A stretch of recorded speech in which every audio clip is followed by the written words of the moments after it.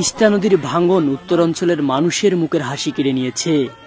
ঘর বাড়ি, আবাদি ও ফসলি জমি বিনাশ নিজ চোখে দেখে শোকে কাতর হয়ে কান্না ও আর চোখের জলও আসে না।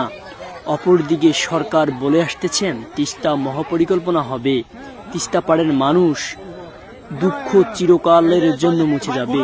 এসব কথা তাদের বুনানো স্বপ্নের প্রতিদিনের নদী ভাঙন বিলীন হয়ে যাচ্ছে।